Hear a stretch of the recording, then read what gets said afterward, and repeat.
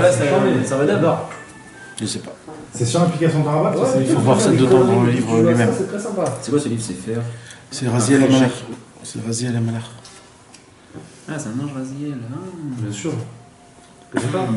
Vaya Ben Yared, ça veut dire quoi Ben Yared? Ben Yered. C'est le fils de Yered. Metouchalach, Yered. Waouh! Il n'y a pas que Renard qui est son nom. Le premier, il a 380 000 points. Ouais, bah parce qu'il joue depuis longtemps. Mais puis, si tu joues longtemps, tu y arrives aussi. Hein. Wow.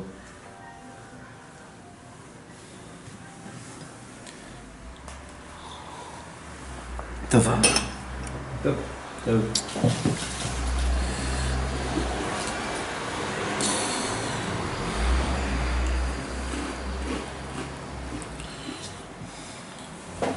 Alors, on va faire une reprise, Bezrat Hashem, un petit peu.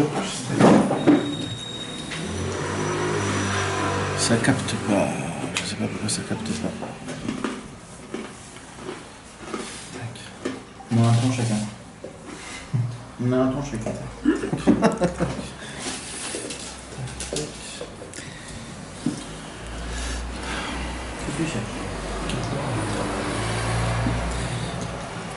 Tov, Bezrat Hashem, on va essayer de dire un petit peu ce qu'on avait dit la dernière fois. On arrivait au sujet là où,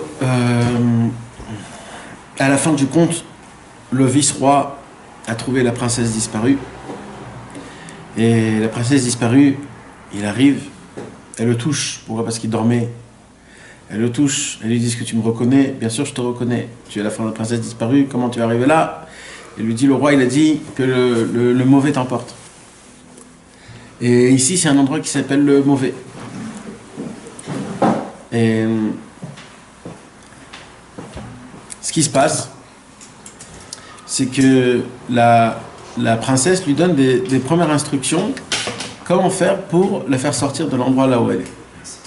Ah, la première chose qu'elle lui dit, c'est de se languir d'elle pendant toute l'année, qui choisit un endroit et qui se languit d'elle, et qui pense à elle toute l'année. Et le dernier jour, il doit jeûner, pas dormir.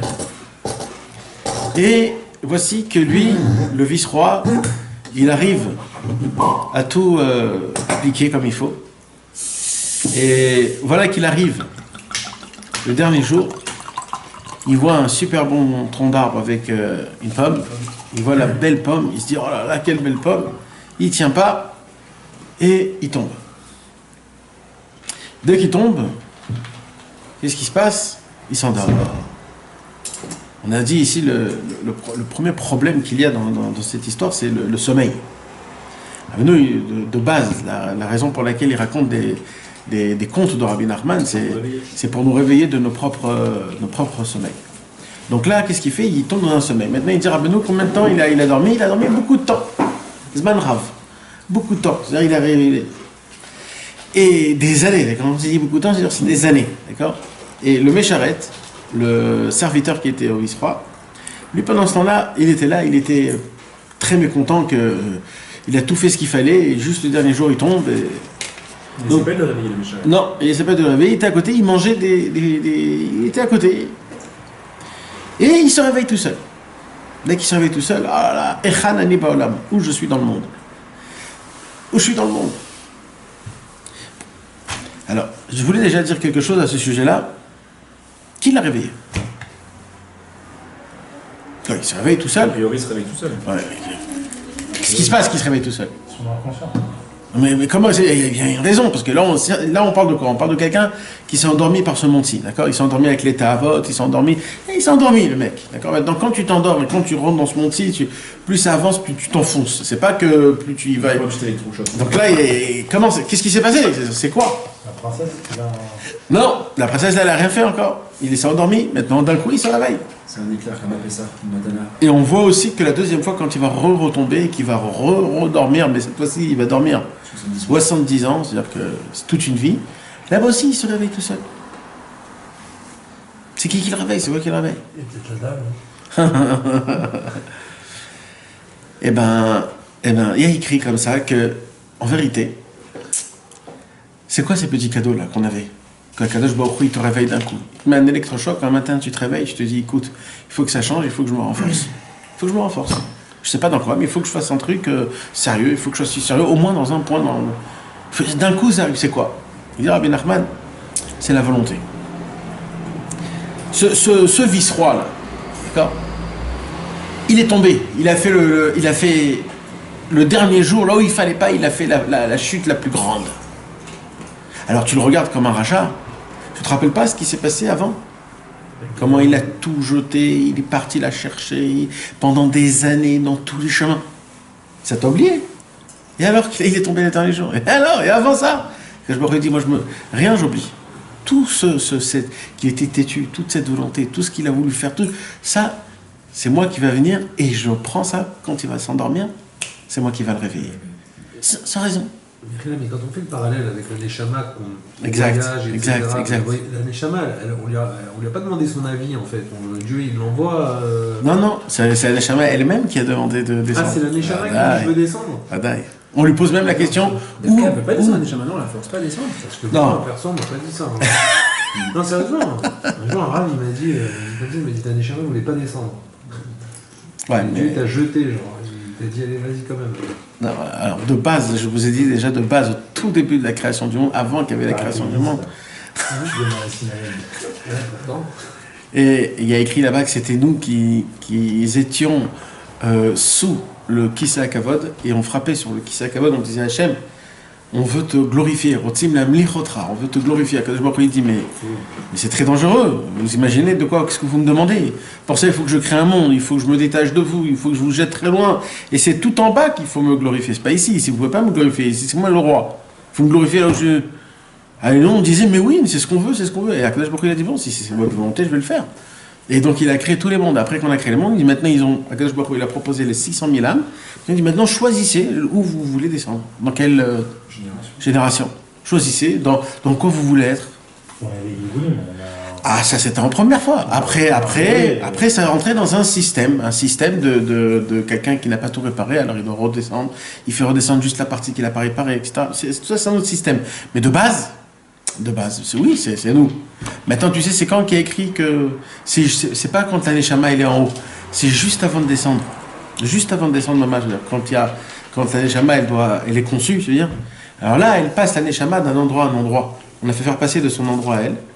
On l'a fait passer à la tuyauterie de là où il doit. Et là, quand elle arrive dans cet endroit, elle a une arsov, une rasra. Elle a dit ouh là là, mais jamais j'aurais cru que c'est un truc pareil. Je veux pas. Et c'est là qu'il y a écrit qu'on la met par force. On la jette. Mais c'est juste de base, tout le temps, elle a voulu la Neshama descendre. Donc ici, on parle, c'est qui le vice-roi? Le vice-roi, c'est le corps Kaviarol. C'est le corps qui est à la recherche de la Neshama. La Neshama, c'est la princesse disparue. La princesse disparue. Maintenant, qu'est-ce qui se passe? Le vice-roi, il est là. Il est fatigué, maintenant, il en a marre. Il a laissé son corps. C'est pas vraiment un vrai combat. Parce que comme tu as dit, le mec, il a fait beaucoup d'années, il a cherché la princesse, ça lui a pris du temps, il s'est langui pendant longtemps. Ouais. Et juste parce qu'un jour, il est tombé, maintenant, pendant Zman Rab, il va dormir. Ouais. C'est pas sympa pour une irida, alors que tout est. Je crois que c'est pas une question de sympa ou pas sympa, je crois que c'est juste une conséquence en fait. Ça veut dire que dès que tu t'endors dans la Tahava. Si c'est Kenegadze, il a mon lié à Kenegadze. Non, mais je crois pas que ce soit une punition, un truc comme ça, c'est plus une conséquence de la Tahava. Exactement. C'est une causalité. C'est comme quand tu bois du vin, tu deviens sous, ben c'est pareil. Ah, c'est ça, alors, exactement. C'est comme ça. Et c'est pas, parce que Rabbeinu il dit, il y a des certains péchés que quand tu fais ces certains péchés-là, c'est des péchés spéciaux qui t'endorment. Il te dit, mais fourrage. Alors, c'est pas juste le mec, il a touché un mouktsé Shabbat, alors on parle pas de ça. D'accord? On parle pas de ça. Mais malheureusement, il y a des fois certaines choses que Bémet, ça te met en rail complètement, et là, tu pars dans un trip. Bon. D'accord? Alors, qu'est-ce qui se passe? Regardez, c'est quoi la beauté du vice-roi. Et ça, c'est un grand rizouk.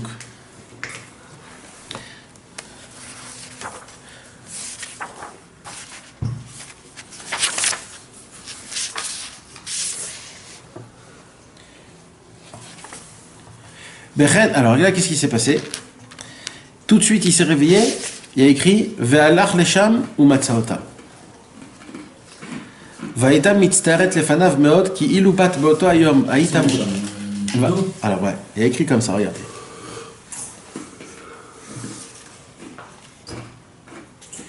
Le vice-roi était très peiné. Il se rendit là-bas au château et la trouva la princesse. Déjà, d'y aller au château et de retrouver la princesse, après autant de temps, c'est un chidouche. Parce que normalement, c'est pas elle la princesse. Donc, c'est une prisonnière. Donc, elle devait partir à droite à gauche. Et lui, il s'est dit, il aurait pu se réveiller, se dire quoi, il y a des années, ils sont passés, bon, elle est plus là-bas. Lui, il s'est dit, je vais aller là-bas et je vais la trouver là-bas quand même. Et il est allé là-bas et il l'a trouvé là-bas. Ça, c'est une première vision. Deuxième vision, c'est que c'est elle-même qui l'a attendu là-bas. Il l'a attendu. Pourquoi ? Parce qu'il savait que Béhémet, il est tombé. Et alors, s'il est tombé, c'est pas grave, je reste là, je suis à côté. Je veux quand même l'aider. Donc, il était là-bas. Et lui, il est allé là-bas et Béhémet, ils l'ont retrouvé. Elle se plaignait beaucoup devant lui. Si seulement tu étais venu ce jour-là, tu m'aurais sorti de là. À cause d'un seul jour, tu as échoué. Cependant, ne pas manger est une chose qui est très difficile, surtout le dernier jour, car alors le mauvais penchant est très fort. Aussi la princesse lui annonça-t-elle que cette fois, la condition serait moins rigoureuse. Il ne lui serait pas interdit de manger, car c'est une chose difficile à respecter. Retourne t'en choisir un endroit où tu demeureras une année durant. Le dernier jour, tu pourras manger. Par contre, ne dors ni ne bois de vin, de peur de t'endormir, car l'essentiel, c'est le sommeil. Ouais. Donc là, il lui enlève le jeûne, parce que c'est difficile, et il lui dit juste ne bois pas de vin, et ne t'endors pas. Pourquoi ne bois pas de vin ? Parce que si tu vas boire du vin, tu vas t'endormir. D'accord ? Tu vas t'endormir. C'est quoi ce vin là ? De quoi on parle ? On va parler de tout ça. Le vin c'est le sod normalement. Pas toujours. En règle générale. J'imagine que là c'est autre chose. Parce que... Et là, l'histoire nous raconte qu'il est parti et c'est ce qu'il a fait. Il y a deux côtés dans le monde. Hein ? Il y a les deux côtés. Ouais, bien sûr, il y a ce côté aussi. Donc c'est ce qu'il a fait. D'accord ? Le dernier jour arrive. Et qu'est-ce qui se passe ? Il marche dehors et il voit un Mayan, une source. Il voit une source et il voit que la source, elle est de couleur rouge. Et avec ça sent le vin. Alors il demande à son serviteur, t'as vu cette source d'eau ? Comment c'est possible que cette source d'eau, elle est rouge et elle a le goût du vin ? Qu'est-ce que t'en penses ? C'est du vin, mon gars. Alors il se dit, tu sais quoi, je suis obligé de goûter. Et il est parti, il a goûté. Et dès qu'il a goûté, regardez comment Rabbeinu il dit, Venafal veyachan miyad. Tout de suite il est tombé, il s'est endormi directement, Kamachanim, plusieurs années, jusqu'à 70 ans. Mais goûter, c'est pas boire. Il a goûté. Il s'est endormi. Il a monté un litre ou il a goûté Ça, c'est une bonne bouteille. Nazir, il a pas le droit de goûter au vin. Même. Baruch atah Adonai Eloheinu melech haolam, bo v'peveh hagefen. Je vais attendre un peu la suite de l'histoire avant de faire la Geffen. On va reparler.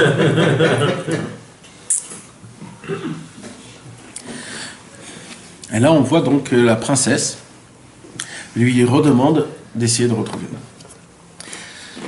Il y a un Zohar HaKadosh qui dévoile quelque chose de très grand. Adam Arishon, il a mangé de la pomme. Comme ça on dit. D'accord ? D'après une déa, c'était une pomme. D'accord ? D'un tronc d'arbre. Et comment elle a dit Chava ?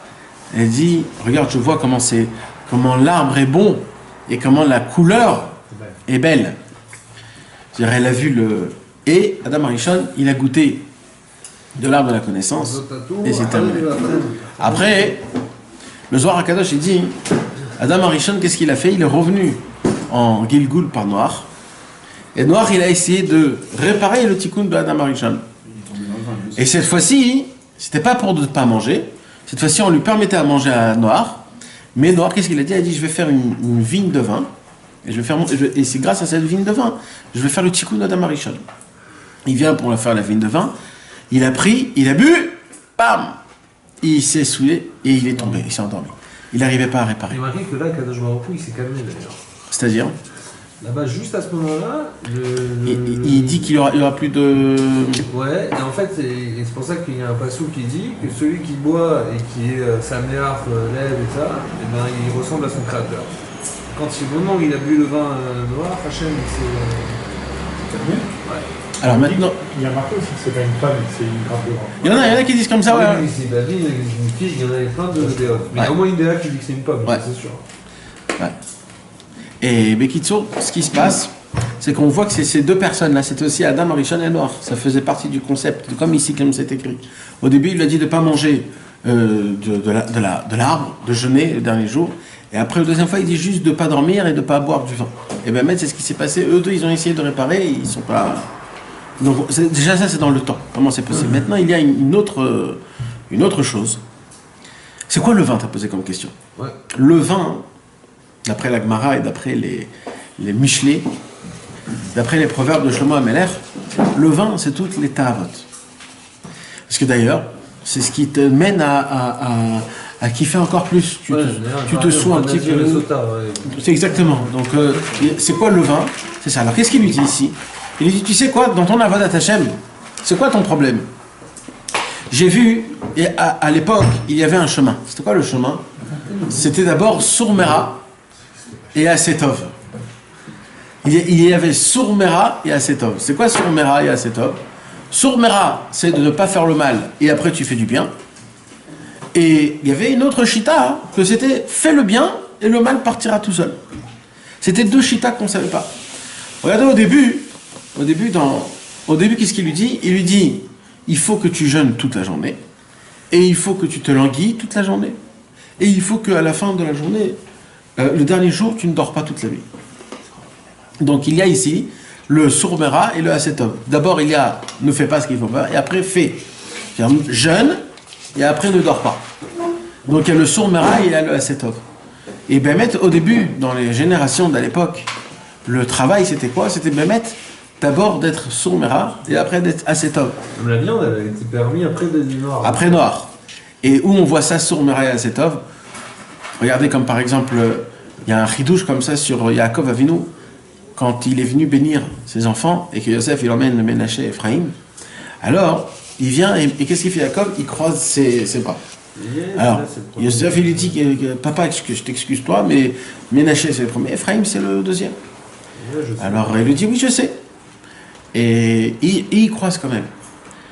Maintenant, c'est dire quoi Ménaché? Ki nachani Elohim. Ménaché c'est le tzaddik. Le chemin est droit. Et Ephraïm c'est quoi? Le mot la fria. Ça veut dire embêté. Ça veut dire le chemin qui n'est pas comme il faut. En vérité, il y avait une conversation entre Yaakov et Yosef. C'est quoi le chemin? C'est Sourmera ou c'est Asetov? Alors, Yosef il lui dit normalement c'est le chemin de Sourmera et après Asetov. C'est-à-dire d'abord enlève tous tes péchés, sois propre et après c'est Hachem. Et Yaakov il a dit oui je sais que c'est ça le chemin idéal. Mais pas tout le monde peut être pur et propre et après servir Dieu. Et les gens qui ne sont pas purs alors qu'ils ne peuvent pas servir Dieu. Alors c'est pour ça que je croise mes mains. C'est-à-dire je mets ma main droite au Ephraïm, c'est-à-dire celui que sa vie n'est pas... C'est ce qui s'est passé ici. Le vice-roi, le premier, il a voulu faire le chemin de Sourmera et Asetov. C'est-à-dire d'abord d'être propre, d'être bien, etc. Mais ça n'a pas marché. Et le vice-roi, alors il s'est dit, alors qu'est-ce qu'elle a dit là à Neshama? Neshama, elle a dit au vice-roi, il a dit, bon, j'ai essayé d'aller dans le chemin normal, on va essayer d'aller maintenant dans l'autre chemin, c'est-à-dire sers à Kadosh Baruch Hu de la façon de comment tu es. Juste, prépare-toi, choisis un endroit, languis-toi de moi, juste, ne bois pas de vin et ne t'endors pas. Ça veut dire quoi? Moi, ce que je te demande, c'est, si tu sais pas bien faire le service divin, ce que je te demande, c'est juste de ne pas faire de péché. Comme ce qu'il a dit Rabbeinu. Mais quoi, c'est bien. De base, la Torah, elle te donne. Il y a des choses qu'il faut faire, des choses qu'il ne faut pas faire. Il y a des choses qu'il faut faire d'une certaine façon. Voilà. Alors maintenant, on vient et on essaye d'appliquer comme la Torah nous demande, de la façon de comment la Torah nous demande, de faire des choses qui sont des fois très difficiles. Tu dis, écoute, j'arrive pas. J'arrive pas. Et des fois, en plus, c'est quoi le problème? Le problème, c'est quoi? C'est que quand on n'applique pas de la manière qu'il faut. Et quand, par exemple, je fais un péché, alors ça se fait pas de faire des autres choses de doucha, tu te dis, je me prends comme qui, comme quoi. Alors là, la Neshama, elle a dit non, on va essayer un deuxième chemin. C'est quoi le deuxième chemin? Toi, en fous-toi de ce que tu fous, ce que tu fais pas. Regarde que dans le futur, ne regarde pas le passé. Regarde pas comment ça se passe, comment ça le fait. De la manière de comment tu peux le faire, fais-le. Et Mehmet, c'est ce qu'elle essaye. Mais là, on voit. Donc, c'est quoi le problème? Le problème, c'est que Rabbeinu, il dit, tu sais quoi? Moi, je te demande qu'une seule chose. Toi, fais ce que tu peux faire. Juste, et empêche-toi de faire des péchés. Si tu fais bien ta prière ou pas bien, l'essentiel, c'est fais ce que tu peux. Si tu appliques ou tu appliques pas très bien, l'essentiel, c'est fais ce que tu peux. Mais au moins, préserve-toi du mal. C'est ce qu'il lui dit ici. Il dit, tu sais quoi? Allez, vas-y, je suis prêt à me mettre encore plus facile, à lui dire Neshama.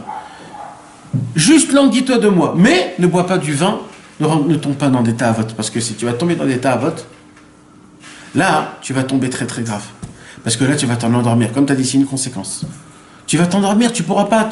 C'est obligé. C'est quand tu rentres dans un inyan comme ça, tu es obligé de rentrer dans ce monti et tu pourras plus penser au tahlit, au but de ce monti. Mais ça, c'est un ridouche dans le Sifrei Massiat ou Rabbeinu le dit dans le Non. Ça c'est un ridouche dans le Sifrei Massiat. On voit que le chemin, comment il a été fait au début et après, comment ça s'est fait. De toute façon, Shurmera avait assez preuves, le roi David aussi. Non, je parle pas du Shurmera. Moi, je parle d'une autre chose. Je parle, mis à part le Shurmera et la Setov, il y a une autre chose. Ça veut dire quoi? Il y a une chose. Ne te préoccupe pas de comment tu fais les choses, juste préserve-toi du mal. C'est ça, Shurmera? Non, pas du tout. J'ai toujours compris, moi. Non. Shurmera, il y a un Setov. C'est quoi Shurmera? Shurmera ne fait pas de mal. Ouais. C'est tout. Ne fait pas de mal. Ouais. Et fait du bien. Oui. Donc ça, du bien. non. Shurmera, va un Setov. Ah, mais j'ai toujours compris que Shurmera, ça arrive avec toi du mal et tu feras le bien, quoi, bah, sauf. Ça veut dire, sauf, t'arriveras à faire le bien parce que tant que tu tombes pas dans le péché. Moi, je l'ai compris comme ça, quoi, depuis toujours. Hein. Oui, mais c'est pas comme ça. C'est pas ça, c'est pas de la réalité. Quand un homme, il se préserve. Ça veut dire alors, parce que Shurmera et Asetov, ok, ça c'est sûr, mais après, qu'est-ce qu'il veut dire, roi David? C'est d'abord éloigne-toi du mal, après tu finiras par faire le bien, quoi qu'il arrive. Mais d'abord, Shurmera, ouais. En t'éloignant du mal, tu fais le bien. Et c'est quoi le deuxième? Quoi le deuxième? Rabbeinu qui... Oui, mais moi, je l'ai toujours vu en deux parties, c'est ça que je veux dire. Ouais, mais maintenant, il y a un deuxième chemin. C'est tu oublies le Shurmera et tu fais le Asetov. Ok, et ce chemin-là... Et le Asetov, il va faire en sorte... Que tu vas t'éloigner du mal. Que petit à petit, le Shurmera, il va s'enlever. C'est sûr, ça aussi. Non, parce que c'est quoi le Inyan? Le Inyan, c'est qu'au début, tu vas faire du Tov, mais tu vas faire plein de rats aussi. Ouais. Et tu t'imagines l'homme que tu vas devenir. Ce que tu dis, c'est la puissance de la mitzvah, parce que j'ai très bien compris les rabbats. Et ça, c'est quelque chose que c'est très difficile à le capter. C'est très difficile parce que tu vas te retrouver comme un homme qui est malade mental. C'est-à-dire d'un côté, il fait des graves péchés, et d'un autre côté... Je pense qu'on est tous bipolaires d'une certaine manière. Oui, mais pas autant, parce que c'est des combats, c'est des vrais combats. Parce que si tu dis que si je fais du mal, alors je fais jamais de bien, ou si je fais un peu de bien, alors je peux jamais faire de mal, donc je fais plus de bien, à la fin tu tombes dans... Non, mais tu le dis pas, tu le ressens. Quoi. Ouais, mais non, mais tu le ressens. Moi j'ai toujours pensé comme ça, la vérité. Non, mais moi je te parle des choses concrètes qui sont difficiles. Maintenant, notre problème à nous du vice-roi, c'est quoi? C'est que Bémet, il a fait tout. Et il arrive le dernier jour. Et qu'est-ce qui se passe le dernier jour? Pas de bol. Il passe devant une source où la source, elle est rouge avec du La vinasse. voilà. Et écoutez bien ce qu'il fait. C'est dur parce qu'il savait pas, il était pas sûr que c'était du vin. C'est-à-dire, il n'est pas vraiment tombé. Alors écoute comment c'est important.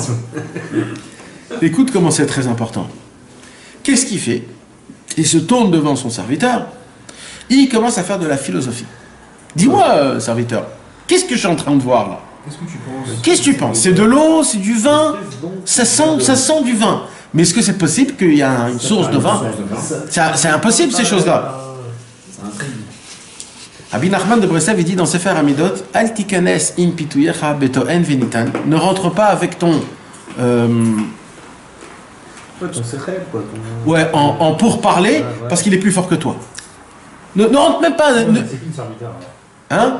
Serviteur, c'est le monde, c'est ce monde-ci. On a dit, c'est les yeux, c'est tout ce qu'il y a dans ce monde-ci, c'est la réalité, soi-disant la réalité, le monde, les publicités, tout ce qu'il y a dans ce monde-ci qui t'attire, les trucs. C'est ça. Alors il lui dit, dis-moi, est-ce que c'est du vin? Est-ce que c'est... Ben, mais c'est possible qu'il y ait du vin. C'est-à-dire le Yetzer Hara. Rabbeinu, il dit dans la Torah Aleph, il rapporte l'histoire de Rabba Bar Bar Hana. Là-bas, il y a une histoire où il y a écrit qu'il a vu un ange blanc mais en fait c'était le Yetzer Hara. Oh, oh. Vous imaginez que le Yetzer Hara c'est un ange qui est blanc. Normalement un ange blanc c'est un ange qui est bien.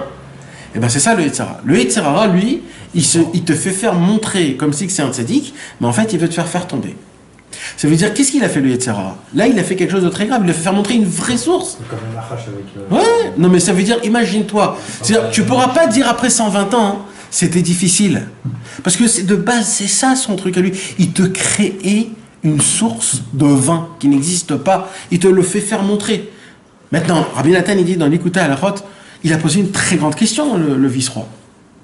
Le vice-roi, il s'est dit, comment c'est possible qu'il y ait une source de vin? Ça n'existe pas, donc il n'y a pas de problème, je peux boire, c'est de l'eau.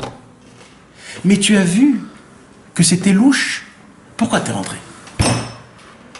Il dit, Rabbi Nathan, dans ce monde, si le Yetzer Hara, il va jouer avec toi sur des choses qui ne sont pas logiques. Tu vas te dire, mais non, mais c'est rien du tout, tu vois pas, c'est... Mais Béhémet, c'est là-bas qui va te faire tomber. Le Baal Shem Tov, il dit comme ça. Shochet, il y a une Gemara dans la Seret Shabbat. Il y a écrit qu'on n'a pas le droit de faire une shrita Shabbat. Alors, Shochet Mishum Mai Mechayev. Pourquoi on n'a pas le droit de faire une shrita pendant Shabbat? La Gemara, elle dit Mishum Tsovea. Parce que tu colorises. Quand le sang il va se gicler, tu vas comme si que c'est peindre. C'est pour ça que c'est interdit. Le Baal Shem Tov, il a expliqué ça d'une manière très... Shochet. Il dit, c'est qui le Shochet? C'est le Yetzer Hara. Shochet, Mishumai, Mechayev. Pourquoi à la fin de tous les temps, le Yetzer Hara, il va être égorgé? Parce qu'il a écrit, qu'est-ce qu'il a fait ce que Dieu lui a demandé? Non, Mishum Tsovea. C'est quoi Tsovea en hébreu? Il y a du mot Tzviut. Ouais, c'est un hypocrite. Ouais. Ça veut dire, lui, qu'est-ce qu'il fait des choses que dans la logique, c'est pas réel. C'est-à-dire, il lui a créé une source où dedans il y a du vin, c'est faux. Ça n'existe pas, ce truc-là. C'est vraiment du vin. Hein? Mais c'est pas du vin. Mais, parce que toi, tu es rentré dans le question-réponse, dans la philosophie, alors là, tout de suite, tu tombes et tu dors pendant 70 ans. Il dit, Rabbi Nathan, il y a deux sortes de personnes qui fautent. Il y a la personne qui faute parce que c'est une pulsion, il a envie. Voilà, j'ai envie, qu'est-ce que tu veux que je te dise? J'ai envie, c'est normal. Bon, celui-là, on le comprend. Mais il y a un deuxième qui faute. C'est celui qui faute par idéologie, par philosophie. Lui, il te dit, écoute mon frère, on est obligé aujourd'hui de travailler plein temps parce que c'est impossible. Tout le mal, ouais, avec une idéologie super fondée. On va rendre service à l'humanité. Exactement. Et d'ailleurs, tout ce qu'il y a aujourd'hui, c'est quand tu rentres, quand ils permettent aujourd'hui les homosexuels de se marier ensemble, ou alors des choses comme ça. Ouais. Et il t'explique. Oui, il t'explique comme quoi c'est humain, et comme quoi celui qui fait pas comme ça, combien il est grave, etc. Maintenant, Rabbi Nachman, il dit, celui qui prend ses fautes et qui les rend une chita, ça veut dire qu'il commence à se mettre derrière en se disant, mais oui, mais comment, Alors lui, il tombe dans un sommeil de 70 ans. Et il ne peut plus se réveiller. Pourquoi tu veux qu'il se réveille? C'est une chita pour lui. Ça fait partie. C'est une idéologie. Pour moi, c'est oui, on ne peut pas se réveiller Chatzot, c'est impossible. Et Rabbeinu, ce qu'il avait dit, c'était à l'époque, Chatzot, on ne ressent plus rien, c'est hypocrite de le faire. Le mec, il a rendu ça une chita. Il ne peut pas se le faire, alors il commence. C'est ça. Il a commencé à rentrer en question-réponse. Dis-moi, le vin que tu vois ici. Mais oh frère, tu vois pas que c'est un peu louche? Barre-toi, frère, barre-toi. Barre-toi, Bevadaï. Comment tu rentres? Comment tu rentres comme ça? Et c'est ça le problème. Et maintenant, c'est quoi notre problème à nous? Notre problème à nous, c'est que malheureusement, sans des fois y penser, quand des fois tu mets le réveil pour Chatzot, tu t'endors tôt, le réveil il se réveille. Et là tu te dis, dans ton sommeil, tu n'es même pas encore réveillé. Tu te dis, écoute, la journée que j'ai passée hier, avec tout ce que j'ai fait, qu'est-ce que ça va m'aider maintenant de me réveiller Chatzot? Tu vois pas, en plus, je vais le faire en bâillant. Qu'est-ce que Hachem il aime ces choses-là? Et comme ça dans ton cerveau, tu dis comme ça, et ça te prend 30 secondes pour que tu te remets dans ton sommeil. Mais, et maintenant, pourquoi tu rentres en question? Il ne faut pas penser. Quand on te propose une mitzvah à faire, tout de suite, qu'est-ce qui va se passer? Peut-être, je sais pas, peut-être non, peut-être oui. Si je fais ça, ne pense pas. Ne pense pas. Tu verras comment ça. Le problème, c'est quand tu rentres en question-réponse. Rabbeinu, il dit, ne rentre jamais en question-réponse. C'est toujours lui qui répond. C'est lui qui gagne.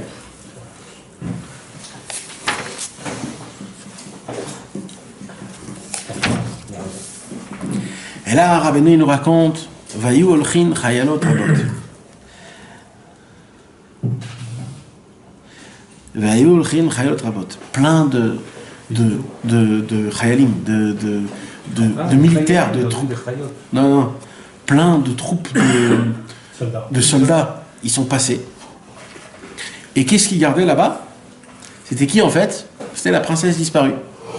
En fait, la princesse disparue, dès qu'elle a capté qu'il est retombé une deuxième fois, elle a dit écoute, j'ai assez attendu, maintenant je pars. Et on l'a emmené. C'est une troupe. Et comme par hasard, quelque chose qui n'est pas probable, elle passe devant là où il était lui. C'est quand même quelque chose. Elle passe devant lui. Il faut que ça se passe, hein. Dans le monde, dans le... Ah ouais. Elle a regardé ce qu'il dit Rabbi Nachman. Va mesharet itmin atzmo mechamat achayalot. Le serviteur, il a eu peur. Le serviteur, il a eu peur. Il a vu toutes les troupes, il s'est caché.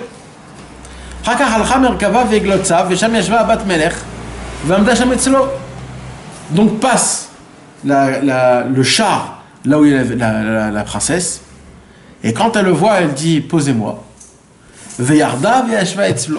Elle est descendue et elle s'est assise à côté de lui. D'accord? Donc là, il y avait le vice-roi qui est venu vers elle. Là, c'est elle qui revient vers lui. Une deuxième fois. Pour une deuxième fois. Veikira auto.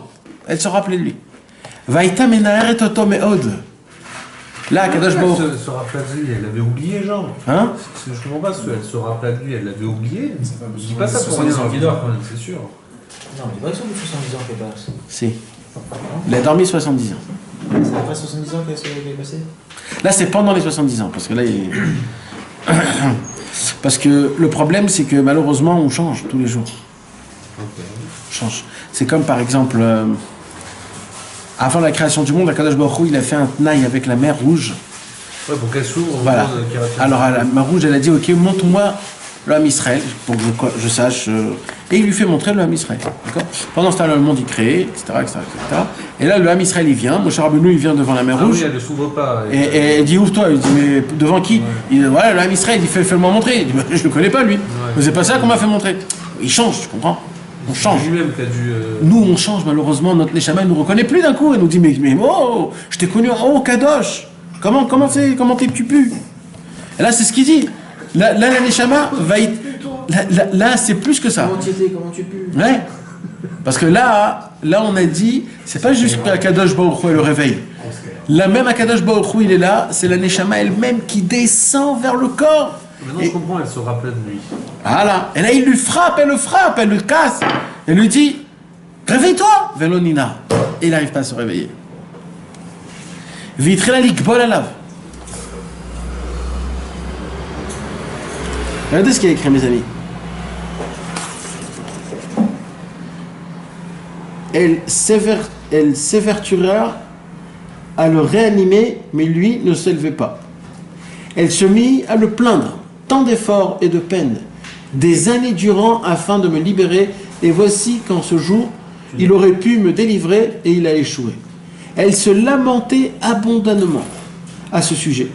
Quelle pitié pour lui et pour moi! Je suis ici depuis si longtemps et ne puis être délivré. Elle prit ensuite un foulard sur sa tête, écrivit dessus avec ses larmes et la posa auprès du vice-roi. Elle se leva, remontera en voiture et quittera l'endroit. Donc la pauvre, elle est venue, elle s'est complètement lamentée. Elle a dit comment c'est possible? Ça veut dire là, elle est là, et elle s'assoit et elle se plaint. La Neshama, elle dit mais qu'est-ce que je vais faire avec ce corps? Combien de fois il va retomber, repêcher en sachant avec tout ce qu'il a fait, avec toute sa belle volonté, avec tout ça. Comment c'est possible? Maintenant, le problème, c'est qu'on a dit que, puisque cette personne, elle est tombée dans des péchés, qu'il a fait de ce péché-là une idéologie, il a fait de ça une philosophie, parce qu'on parle de ça, là, il est tombé dans ces 70 ans-là. Ça veut dire qu'il s'est mis dans son cerveau des barrières, comme quoi il y a des choses dans le service divin qu'il ne pourrait jamais faire. Comme par exemple, ça peut nous arriver tous, par exemple, de faire pousser de la barbe. On ne se voit pas se faire pousser de la barbe. On ne se voit pas. Maintenant, par contre, on sait que il faudra un jour ou il faudra laisser pousser la barbe. Forcément. Si, quand ma chère viendra, on aura tous la barbe longue. Non, pas Si. Si ta femme elle aime pas ça. Non, ta femme elle aimera. J'ai demandé, Mais moi, non. Dayane, il dit, ma femme elle déteste la barbe, elle m'a dit alors je peux pas. Moi je voulais moi. Ma femme elle m'a dit non. Enfin Laura il m'a dit maintenant, elle m'a dit à sourd. Mais vraiment, hein, elle m'a dit à sourd. Bezrat Hashem, quand ma chère viendra, tout le monde. Mais c'est stam, je te donne des péotes, par exemple, des papillotes, ou alors ou de s'habiller Les blanc. Sfaradim, nous, c'est ça. Hein. Ouais, non. Il y a bien des choses. Tu vois, ça, c'est un peu un genre Manger des popcorn. de philosophie, de idéologie, ça.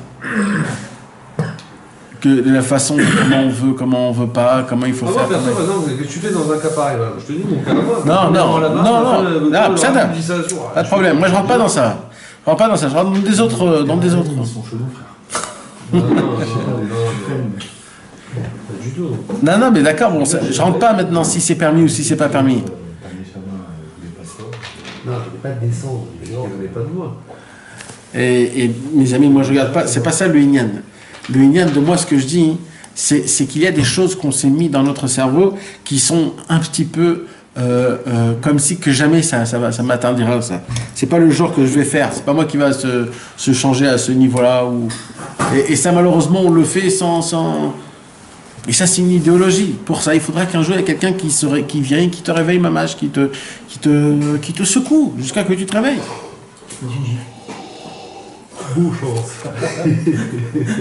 Mais on voit pas qu'elle a essayé, la légèrement.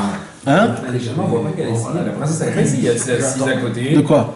Elle a pas essayé de le réveiller. Elle s'est assise à côté. Elle Non. s'est la banquée. Vaïta Menaher et Toto. Elle a essayé de réveiller. Ah, elle essaye de le Ouais, mais l'Onina, elle a secoué. Ce qui est intéressant par contre, c'est que cette fois-ci, elle lui a juste dit où elle se trouvait. Elle n'a pas dit tu dois pas faire ça ou tu dois pas faire ça. Elle lui a pas dit tu dois pas manger ou tu dois pas boire. Eh, je suis là. Oh, au fond. C'est-à-dire quoi? C'est-à-dire qu'elle a abandonné sur le fait qu'elle lui demande de... Elle n'a pas abandonné. Non, elle n'a pas abandonné. C'est pas son travail à elle d'y croire ou pas d'y croire. Elle est emprisonnée. Elle peut rien faire, elle. Elle attend que le vice-roi vienne pour la délivrer. Maintenant, on peut juste lui donner un peu d'espoir. Vas-y, je suis là, je t'attends. Vas-y, je suis là, je t'attends. Alors là, elle bouge. Parce qu'elle ne peut pas rester dans l'otov. Elle est dans un endroit qui s'appelle le mal. Elle ne peut pas rester dans le mal. Elle ne peut pas rester dans le mal. Alors elle est vite, elle est obligée de partir dans l'endroit là où elle doit être. Maintenant, elle te dit, écoute, je vais t'attendre là-bas. Qu'est-ce que tu veux que je te dise? Maintenant, il faudra... La première fois, il lui dit tu mangeras pas. Ouais. Et il a mangé. Ouais. Il lui a dit de pas faire quelque chose. Nahon. Après, la deuxième fois, Il lui dit, ne bois pas. Ne bois pas. Ouais. Et il a quand même dit. Ouais. Mais là, la troisième fois, il lui dit pas je ne mange pas. Non, je ne bois non. pas. Et il lui dit Rien du il dit tout. Juste, bon, ok, vu que t'arrives pas, Voilà. au final, viens me chercher. Voilà, c'est tout. Ouais. Et là, elle pleurait. Et là, qu'est-ce qu'elle fait, mes amis? Elle a pris un foulard de la tête C'est là. et elle a écrit l'adresse exacte par ses larmes où là où elle va. C'est un peu louche. C'est un peu transparent aussi. Hein. C'est-à-dire. Bah, non, c'est écrit avec des larmes, il reste pas grand-chose. Hein. Non, en plus, ce qui est intéressant, c'est que quand on. C'est quoi ça? C'est quoi d'écrire avec des larmes? Bah, à mon avis, c'est de dire il va falloir que tu cherches au plus profond de toi-même pour me retrouver, il va falloir que tu pleures toi aussi pour me trouver. Quoi. Ah, c'est beau. Hein c'est Alors, ça alors, C'est ça déjà, il faut savoir une chose. C'est ça Pourquoi on s'habille, mes amis? Parce que moi, perso, j'ai froid. Pourquoi on s'habille? Parce qu'on veut cacher notre corps. Ah ouais. Donc un habit, en fait, c'est pour cacher quelque chose. Oui ou pas? C'est pour cacher. Maintenant, d'un autre côté, une autre vision, l'habit représente qui tu es. La personne. Donc d'un autre côté, l'habit, Ne fais pas le elle te découvre. L'extériorisation.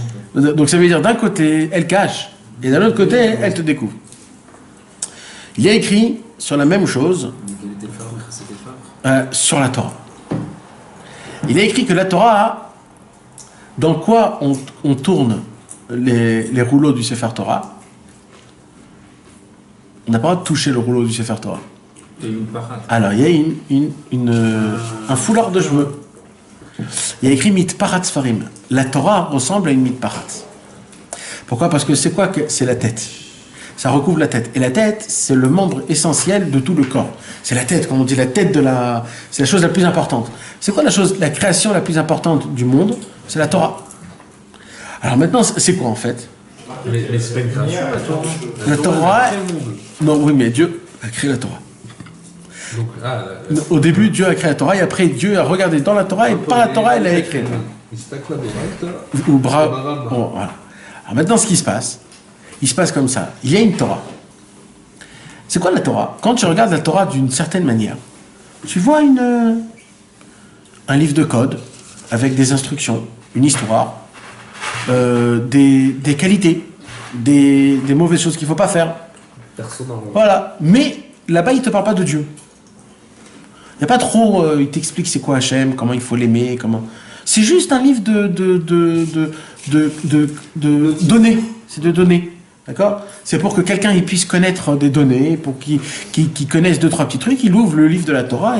Mais en vérité, à Dieu, est-ce qu'on peut retrouver vraiment Dieu dans la Torah? Je parle au niveau très simple, très sec. Quand un goy, il étudie la Torah, est-ce que grâce à ça, quand il va lire la Bible, il va tout de suite se rapprocher de Dieu, il va tout de suite... Non, on voit que dans le monde, il y a assez de gens qui étudient la Bible et... Comment c'est... Première lecture, c'est une histoire. Voilà, c'est une histoire, c'est qu'est-ce qui s'est passé au début, et d'ailleurs l'histoire elle est même un peu louche. Tu vois, Yuda, il est allé avec Tamar, et des trucs, ils veulent tuer Yosef, tu te dis c'est quoi? Caïn, il tue Abel, et tu te dis c'est quoi tout ça? Et même ça commence sec, hein, Bereshit. Voilà, Elohim, ouais. Genre, Tu sais pas pas pourquoi... présenté avant, quoi, tu vois, genre... Exactement, voilà, c'est lui et c'est tout. Alors le Zohar HaKadosh, il dit comme ça, malheur à l'homme qui croit La Torah... que la Torah, elle est juste ce qu'il y a écrit, et pas beaucoup plus que ce que nous on croit. Celui qui croit que l'histoire, comme c'est écrit en Torah, elle s'est passée comme ça, alors qu'il sache qu'il se plante complètement. Parce que la Torah, en fait, elle a écrit quelque chose, elle a dévoilé une lumière pour en cacher une autre. Gilouï ve'astara, comme on a dit pour les habits. On a parlé de ça jeudi. Ça veut dire, le dévoilement a été fait pour cacher d'Afka quelque chose. Pour que tu penses savoir que c'est ça, mais en fait, tu vois pas le vrai Inyan. Ça ne veut pas dire que ce qu'il a dévoilé, c'est faux. Ça aussi, c'est vrai. Mais pourquoi? Parce qu'il y a ce qu'on appelle une recherche à faire. On ne peut pas te donner comme ça directement de la lumière exceptionnelle. La Torah, c'est le bijou de Dieu. Ça appartient à Kadosh Baruch Hu. Comment Stam, il te le donne comme ça, gratuitement, rien. Non, pour ça, je vais te donner une Torah. C'est le côté très extérieur de la Torah. Mais sache une chose, qu'il se cache des secrets entre les lettres, qui est complètement caché, et ils sont dedans. Et c'est quoi, il dit le Zohar HaKadosh? C'est quoi cette Torah qui est cachée?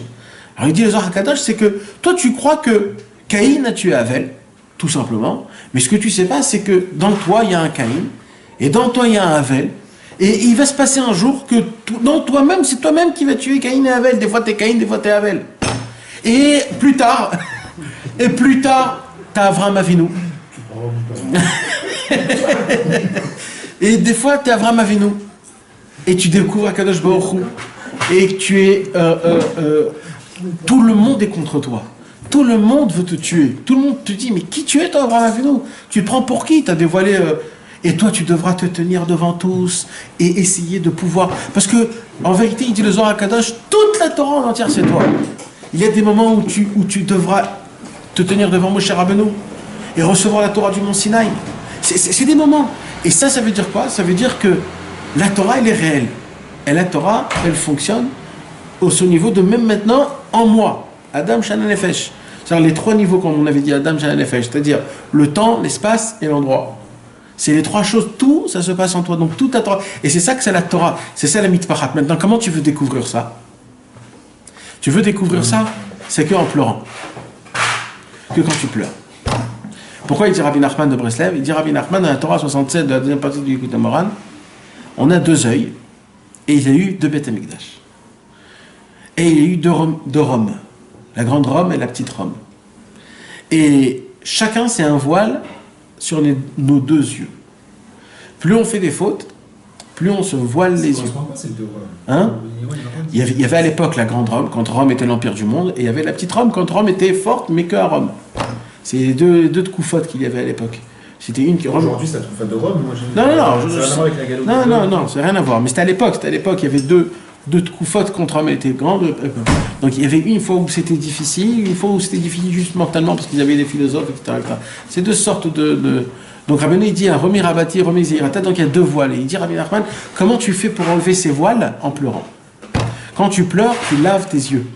Il dit Rabbeinu Akadosh, elle vient, la Neshama, elle vient, elle commence à pleurer, elle prend de ses larmes et elle écrit dans le foulard des cheveux, dans le foulard de la tête. Ça veut dire quoi? Là, en fait, elle lui apprend, la Neshama, elle lui apprend qu'est-ce qu'il devrait faire. C'est pas qu'il lui laisse rien dire. Il y a un nouveau... tu devras découvrir ce que j'ai écrit en secret dans ce foulard. Ça veut dire, Dieu, il te dit comme ça, la Neshama, elle te dit, tu sais quoi? Je vois que des instructions que tu essayes de faire, tu n'arrives pas à faire. Je vais te donner un cadeau. C'est quoi? C'est la Torah. Mais pas la Torah Stam. Le foulard de la tête. C'est-à-dire, c'est l'habit qui couvre, mais en fait, je vais te le dévoiler parce que je vais t'enlever. Je vais te dévoiler ma Torah, en fait. Mais pour découvrir ce qu'il a écrit dans cette Torah, il faudra que tu pleures énormément. Comme ce que j'ai fait pour toi. Pour moi, pour te découvrir toi, alors j'ai dû pleurer énormément. Maintenant, toi, c'est qu'en pleurant que tu pourras découvrir. Et c'est ça le grand secret. Et ça, c'est quoi? Et ça, celui qui arrive à pleurer et à découvrir ce qu'il y a dans la Torah, il arrive à voir ce qui se cache, c'est quoi? C'est lui. Je vais vous donner un exemple. Imaginez-vous, je vous donne un livre, je te donne un livre à toi, Yonatan. Ce livre-là, il s'appelle Yonatan, Vie et Explication. Ça veut dire quoi? Donc, écoute, non. C'est un mélodrame. Il y a trop une conclusion. Écoute comment c'est beau, Et voilà, 3 petits points. Écoute comment c'est beau. Je te donne ce livre, un livre qui est énorme, et dedans il y a écrit toute ta vie. Toute ta vie, tous les jours de ta vie, toute ta vie. Et le plus beau de tout ça, c'est quoi? C'est qu'en bas, il y a les explications. Ça veut dire quoi? C'est-à-dire, comme nous on explique la Torah, pourquoi Avraham Avinu est allé là, parce que, et pourquoi Yaakov il a fait les deux mains, comme on a expliqué ça. En bas, il y a une explication de tout, toi, ce que tu as fait. Toi, tu crois que tu as fait des galères, tu crois que tu as fait des fautes, tu crois que tu as crié sur ta femme, tu crois, et que c'était pas bien. Mais en bas, il te dit, mais en vérité, ça c'était ça, et ça c'était pour ça, et ça c'était grâce à ça, et ça c'était pour ça, et en fait, tout ça c'était pour éveiller ça. Il y a une explication que tout ce que tu as fait, il y a énormément de raisons et de secrets, en fait. Et le plus beau de tout ça, c'est que je te dis que ça, c'est qui l'a écrit? C'est la Neshama. C'est quelque chose quand même. Là, c'est ce qu'elle lui a fait, la Neshama. La Neshama, il lui a écrit le livre de lui, tout ce qu'il a passé, tout. C'est la Neshama elle-même. Il lui a écrit en Ktav Starim, c'est-à-dire en code, juste pour prier. Il lui dit maintenant, si tu veux découvrir, pleure comme moi j'ai fait. Parce que, et c'est ça la Torah. En vérité, les livres du Tzaddik, les livres de la Chassidoute, les livres de Rabbi Nachman de Breslev, quand il te dévoile ces choses-là, dans les écoutez-moi, dans les contes, en fait, il te dévoile la Bible en elle-même. Même la Bible, ça te dévoile ta propre vie. Tu as juste besoin de la découvrir où tu es situé. Où que tu es exactement. Pour ça, il ne faut pas que tu la lis juste comme ça. Il faut que tu sois dans un état explosif pour que tu puisses te dire, oh là là, où je suis, qu'est-ce qui se passe, comment je fais. Et c'est là où tu vas commencer après à Kadosh Baruch Hu, comme elle a dit. Trouve-toi un endroit. Mets-toi un endroit précis pour que tu puisses me désirer, me languir, pour que tu puisses penser à moi tout le temps. Et pour que tu te saches étudier la Torah de cette manière. Parce que quand tu vas étudier la Torah de cette manière, tu vas te retrouver. Et si tu vas te retrouver, tu vas me retrouver moi. Parce que moi et toi, c'est pareil. On est pareil.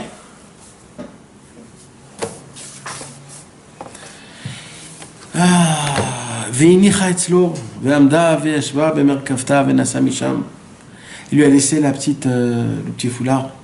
Elle s'est levée, elle s'est assise dans son char.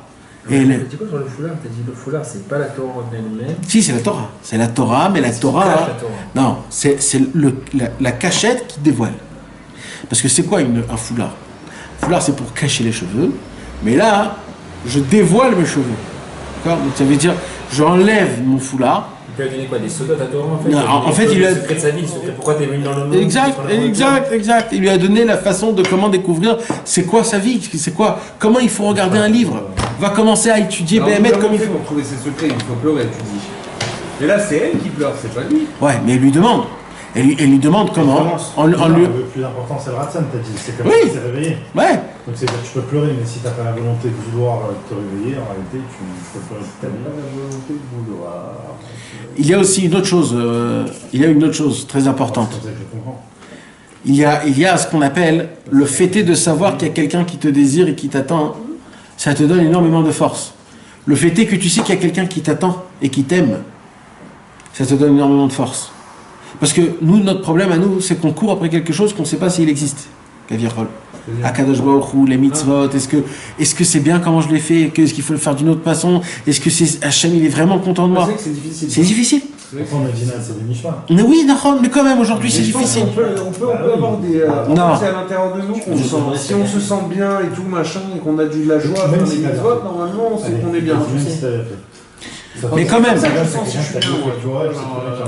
Mais c'est difficile, c'est toujours difficile de savoir. Mais c'est moins difficile quand t'arrives à un stade où tu commences à être en joie de faire les mitzvot, quand tu étudies, tu prends du plaisir, tu machin, etc. Tu te sens proche d'Hachem, mais en fait, t'as plus cet éloignement-là dont tu parles. En réalité, c'est le seul chemin, en fait. C'est de se rapprocher au maximum, mais tu le sens. Tu le sens, mais à la télé, mais tu le sens. Moi je sais qu'il y a des périodes de ma vie comme ça où j'étais bien. Le but c'est le chemin de savoir Il était là, Hachem. Pas de problème, plus de voile, tu vois, presque plus.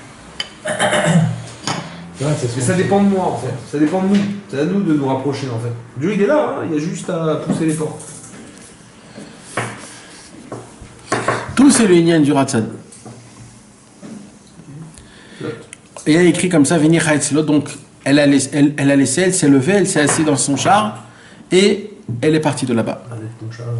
Maintenant, le char, là, comment il parle? La Merkava. C'est quoi la Merkava? Elle appelait ça la Merkava. C'est un peu. Au début, il n'a pas dit la Merkava.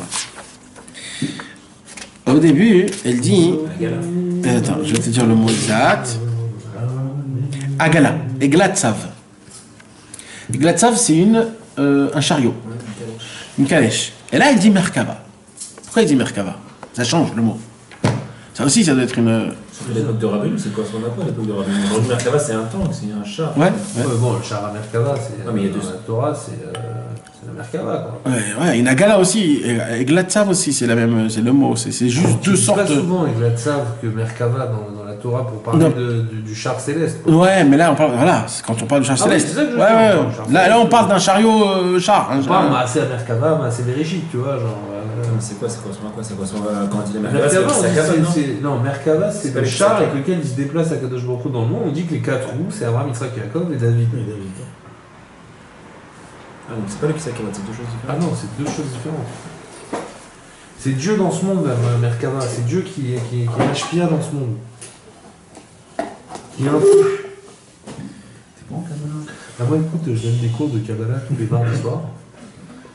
Entre 2h30 du matin et 3h moins quart. Ah, c'est vite fait. Exactement. Juste derrière le budget.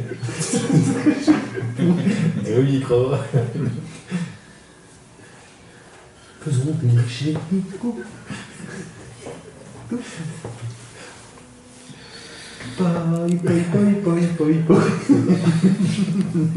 Ah, de voir. Comment est le caméra? Juste après Raton. Rabbeinu, il dit dans la Torah numéro 54, la Torah sur le Zikaron Balmadate, comment il faut se rappeler du monde futur. Il dit Rabbi Nachman de Breslev, comment Akadosh Baruch Hu il créait le char céleste dans le ciel. Comment il le crée? Le char céleste, c'est quoi? C'est d'abord le trône de Dieu. Vous savez que le trône de Dieu, il a plein de choses. C'est comme le trône de Shlomo Amelech. Donc c'est le Kisakavat alors? Ça fait partie. C'est énorme. La Merkava, c'est quelque chose de très grand. C'est un monde qui est énorme. Il y a beaucoup de choses. Il y a beaucoup de choses. Il y a le monde des Chayot, des Ophanim, c'est le Arié, Char et Necher, le lion, le taureau, l'aigle, l'homme. Et chaque place, c'est un monde. Exact. Donc maintenant, ce qui se passe, c'est quoi? Rabbeinu, il dit que dans Kakadosh Baruch Hu, il doit le remettre le Merkava tous les jours. Il doit le faire, la Merkava. Il doit la placer, il doit la mettre. Comment il le fait, la Merkava? Il le fait, la Merkava, avec les bonnes volontés des Juifs qui n'arrivent pas à appliquer et qui restent que jusqu'à la volonté. Alors. Ceux qui voudraient bien, quoi. Non, mais ça veut dire, ils veulent vraiment faire, ils viennent pour le faire et bon, ça sort pas. Ouais, alors, Akadosh Baruch Hu, il dit, la volonté était quand même forte. S'il n'y aurait pas l'empêchement, il l'aurait fait. C'est juste à cause de l'empêchement, alors quoi alors? Il n'y a plus rien? Non, je le garde avec moi. Et c'est moi qui vais faire la Merkava. Alors là, au début, elle est descendue avec la Agala. Au début, elle n'avait pas vu la grande volonté qu'il avait, le vice-roi. Mais dès qu'elle s'est rapprochée de lui et qu'elle a essayé de la... elle a vu... C'est un grand saut qui nous donnera bizarre. Elle a vu que Bémet, il y a un Ratson qui est énorme, il a une volonté qui est énorme. C'est pour ça que là, quand elle remontait dans une Merkava. Là, elle remontait dans une autre, c'était plus un chariot, c'était un char. Elle remontait dans le plus haut. Pourquoi? Parce que, en fait, elle a vu que lui, elle peut s'éloigner le plus loin possible. Toujours, il la retrouvera. Parce que il veut trop. Parce qu'il aurait pu aller dormir dans un hôtel, le monsieur. Il a vu qu'il a bouffé. Allez, vas-y, j'en peux plus. Non, il s'est endormi dans le chemin. Pourquoi dans le chemin? Là où on passe. Comme ça, si je m'endors et qu'elle doit passer, elle passe devant moi et elle sait qu'il reste accroché. Tout le temps. Même quand il dort. C'est la grandeur. Même quand il dort, il faut qu'il reste accroché. Il faut qu'il ait un truc. Même quand tu es dans l'état à vote, même quand tu es toujours garde quelque chose de fort avec la Torah, avec le tzaddik. Toujours garde un truc. Que ça, jamais tu le... C'est comme le chidouche. Sur Alelu Ovda Avodazara, Valelu Ovda Avodazara, que les anges, ils ont dit. Ouais. Et Rabbi Nathan, il pose une question, il dit, dans l'Agmara, il y a écrit qu'ils sont sortis grâce à quoi? Grâce à 3 choses. Ils n'ont pas changé leur langage, leurs habits et leur nom. Et leur nom. Voilà. Et alors, il dit Rabbi Nathan, voilà, c'est pas des Ovda, c'est vrai que c'est peut-être des Ovda Avodazara et des Ovda Avodazara, mais ils sont sortis quand même pour ces 3 choses. Alors, il pose la question, il dit, mais ces 3 choses-là, c'est quoi? C'est écrit nulle part, les noms, les habits, les trucs. Si tu m'aurais dit, ça c'est pas une mitzvah, ça fait pas partie. Il s'appelle comme ci, comme ça. Ouais, mais c'est pas une mitzvah, c'est pas d'Allah. C'est pas un truc spécial. Comment c'est pas, tu me dis. Essentiel, genre ton nom c'est toi. Oui, là tu me parles d'idéologie, mais je te parle dans la Torah en elle-même, tu comprends? Il n'y a pas un inyan. C'est pas idéologique, c'est vraiment quelque chose d'essentiel. Ton nom dans la Torah c'est toi, en fonction des noms qu'ils ont dans la Torah. Non, mais où c'est écrit? Il a 7 noms, Moshe il a pas gardé la Torah parce que tu t'appelles ici. Oui, mais c'est pas écrit nulle part tout ça. T'as très raison, mais c'est pas écrit. Si encore tu m'aurais dit qu'ils ont fait. C'est pas une halakha. Voilà. Il n'est pas encore d'halakha à ce moment-là. Non, mais même aujourd'hui, c'est pas une halakha ces choses-là. C'est vrai. Donc on voit que c'est. Si tu m'aurais dit qu'ils ont. Les vêtements, si c'est une halakha. Non. On peut pas s'habiller comme les goïms et tout, c'est une halakha. Oui, mais c'est pas. On n'a pas vu que ça fait partie. C'est pas essentiel au niveau Torah, c'est vrai. Voilà. Et ils ont gardé leur langage. Aussi, le langage, c'est pas. Bon, c'est important de parler en hébreu, mais c'est pas à la fin du monde, quoi. Nous-mêmes, on parle en français, c'est permis de prier en français, c'est permis de. Non, t'as raison. Donc c'est pas. Fondamentalement essentiel. Alors, il dit Rabbi Nathan. C'est bien, c'est-à-dire que nous, maintenant, la génération à nous, elle a tout perdu. Non, pourquoi on a gardé nos noms? On a gardé nos noms. Chéli, Garçon. Le garçon, c'est juif, on fait ça. Non, on parle pas de ça. Ouais, Rudy, ouais, on parle de ça. Ouais, mais bon, on a tous des noms hébraïques, on a reçu, qu'est-ce que t'as? Et Bekitsour, ce qui se passe, c'est que Rabbi Nathan, il dit comment c'est possible que les anges n'ont pas vu ces 3 choses-là? Ils ont quand même 3 bons points. C'est quand même les anges, ça leur a pas. Mais Dieu, en tout cas, ça lui a plu. Et ben Rabbi Nachman, il a dit comme ça. En vérité, ils sont sortis d'Égypte. Ben même ils avaient rien. Mais ils avaient que ces 3 choses. Et même que c'est rien du tout, ces 3 choses-là. Quand un homme, il est très bas et qu'il garde 2-3 petits points, même que c'est des points qu'il a lui-même inventés, mais pour Hachem, même ça peut lui faire sauver de Dieu. Même si c'est pas écrit. Et c'est ce qu'ils ont fait eux. Le nom, c'est important. Ça vaut qu'ils se sont assimilés. D'ailleurs, moi, je fais des sacrifices humains tous les dimanches pour Dieu. C'est pas aussi important comme on le voit. Et la preuve, c'est que jusqu'à maintenant, non. Ils ont gardé le nom Abraham, Yitzhak, Jacob, ils auraient pu s'appeler Baptiste, Serge et ça. Ah non, pas Serge. On comprend pas ce que ça veut dire. Ils ont quand même gardé leur. Oui, mais on comprend pas. Mais on voit dans la Gemara que plein de tzadikim et de tanaïm, ils ont changé leur nom. Tous les noms, là, Alexandre, Tavi, tous les tanaïm qu'on n'ait pas les noms. Orkenus. Dami, ouais, Antignos, Shmaya et Aftalion, tout ça, c'est des noms grecs. C'est des noms grecs. C'est des noms romains. Donc on voit que c'est pas aussi grave. Tu comprends? C'est pas. Mais comme ils ont gardé quelque chose, et c'est ça qu'il dit ici. Et il dit même quand tu dors, même quand tu es complètement dans la folie, mais garde quelque chose. Quand tu vas t'endormir, endors-toi dans le chemin pour que quand elle sortira un jour, elle te voit que tu es là. Je peux rien faire, mais je suis là. Je suis là. C'est comme les gens, ils disent à Ouman, ouais, je sais pas si je vais à Ouman cette année. J'ai passé une année horrible, je suis pas attaché à Rabbeinu, je suis très loin, j'ai honte. Espèce d'imbécile, c'est justement ça. C'est parce que quand tu es le plus loin, arrive là-bas, soit là-bas qui te voit. Je suis arrivé quand même, hein, j'ai rien foutu, mais je suis quand même là. Moi, d'après, quand je suis hyper bien et tout, j'ai pas envie d'aller. Ça, c'est ça qu'Arabenu dit qu'il faut être fort dans les montées et fort dans les descentes. C'est-à-dire quoi, fort dans les montées? C'est de savoir monter. C'est-à-dire pas de se la prendre parce que quand tu montes, tu te dis bon, ça va, j'ai plus besoin de ça, j'ai pas besoin de ça, je m'en sors. Mais en vérité, j'ai toujours besoin. Achar Karekitz, et il s'est encore réveillé. Qu'est-ce qu'il a réveillé? Pareil, c'est Akadosh Baruch Hu, tout seul. Même après les 70 ans. Sache une chose, qu'Akadosh Baruch Hu, il est toujours à côté de toi. Et là, il se réveille, il dit où je suis dans le monde. Il revient à lui-même. Et là, il lui raconte tout ce qui s'est passé. Comme quoi, il y avait plein de soldats. C'était qui les soldats? C'est tout ce qui se passe quand tu dors. Les montées, les descentes, les problèmes, les trucs, etc., etc., etc. Mais qu'est-ce qu'on avait dit? On avait dit que, regardez comment c'est beau. On avait dit que quand les soldats ils sont arrivés, le serviteur, il est parti se cacher. Ça, c'est le mec que quand il est dans les problèmes, parce qu'on a dit qu'il y avait les soldats, et autour des soldats, il y avait la princesse disparue. On a dit que les soldats, c'est quoi? C'est tous les événements de ce monde-ci qu'ils essayent de te frotter.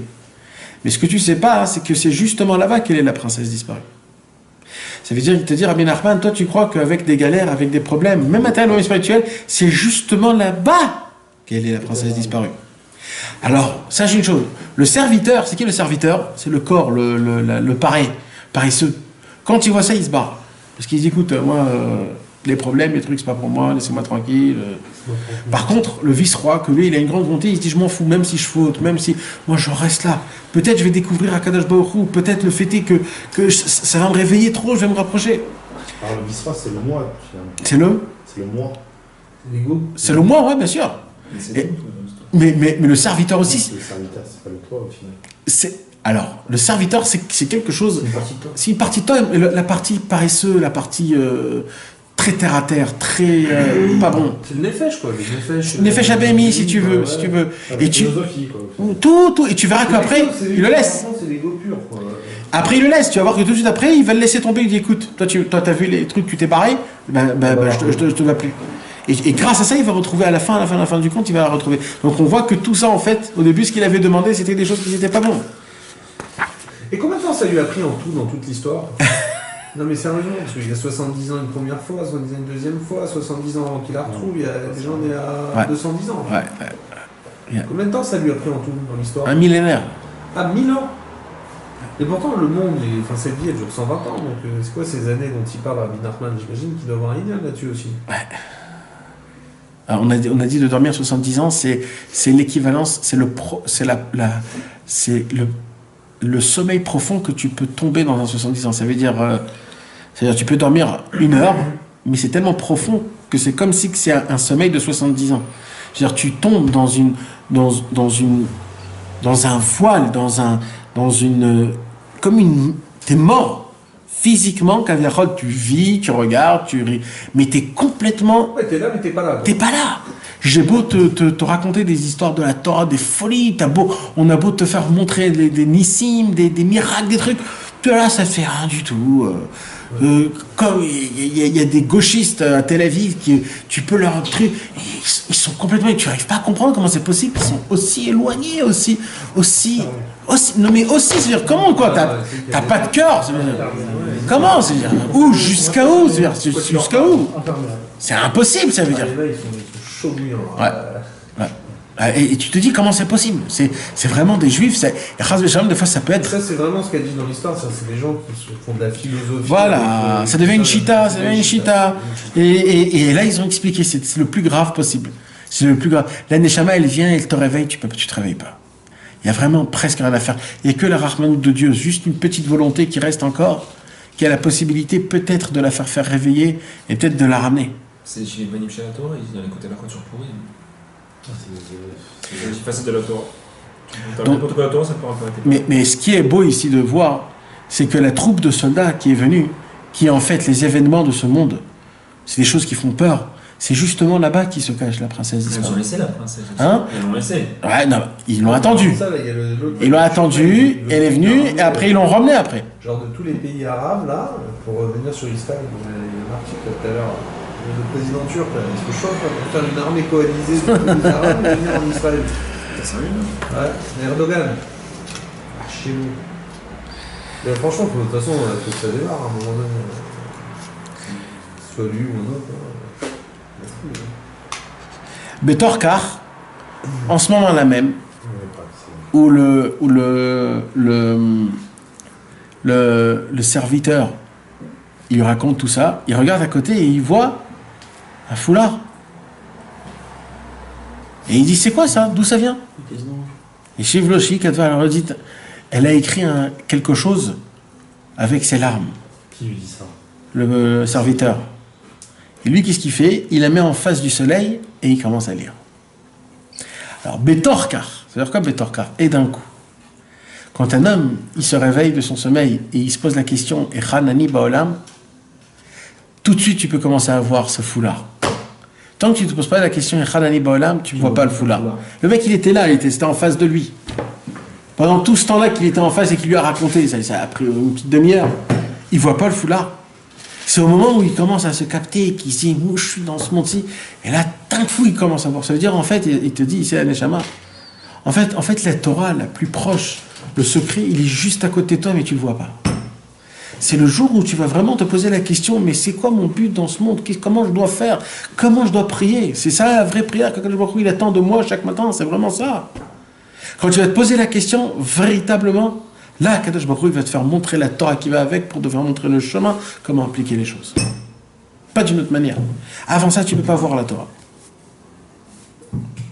Et comment tu peux arriver à voir ça? Be'admaot. Elle a écrit ça avec ses larmes. C'est que de la façon avec des larmes que tu peux arriver à ça.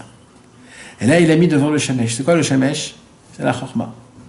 La première Torah du Likutei Moharan. Voilà, d'essayer de regarder c'est quoi le but essentiel. Et ça, c'est un ridouche de Rabbi Nathan qui explique sur Rabbeinu.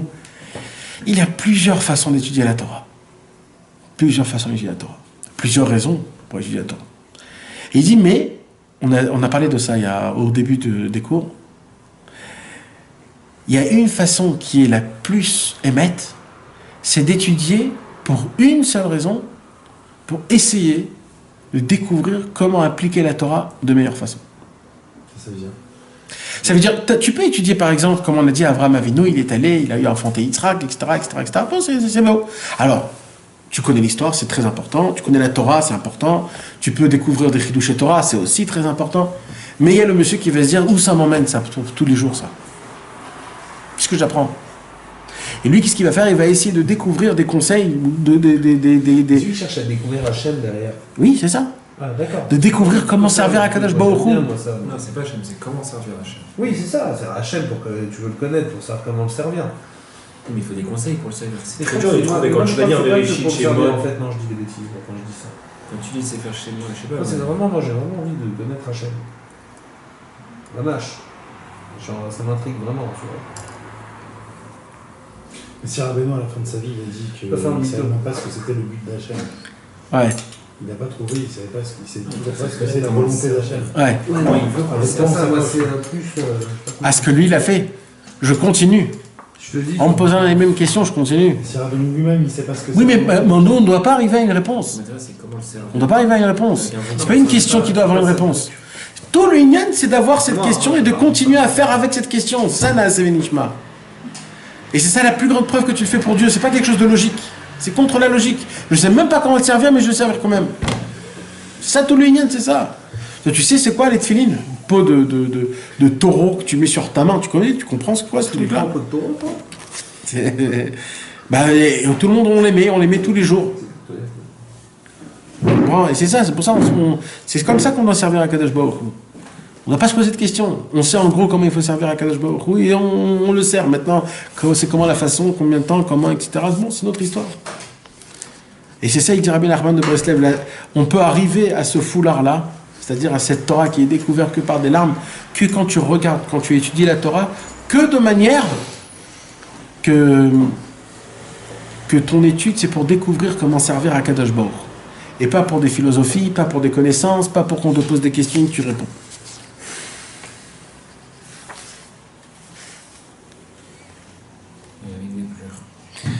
Et il a lu combien elle a crié, combien elle a pleuré, combien il était malade, combien elle était vraiment mécontente qu'il n'a pas pu réussir. Il lui dit maintenant, hein, Il a pas oublié. et elle lui a écrit sur le... Ah, il a lu. Et il a lu tout ce qui s'est passé, et il lui dit maintenant il faudra que tu demandes une montagne d'or avec dessus un trésor de pierres précieuses. Et là-bas tu me retrouveras. Galère. Pour ça, on verra la semaine prochaine, Bezrat Hashem. Non, t'as chier.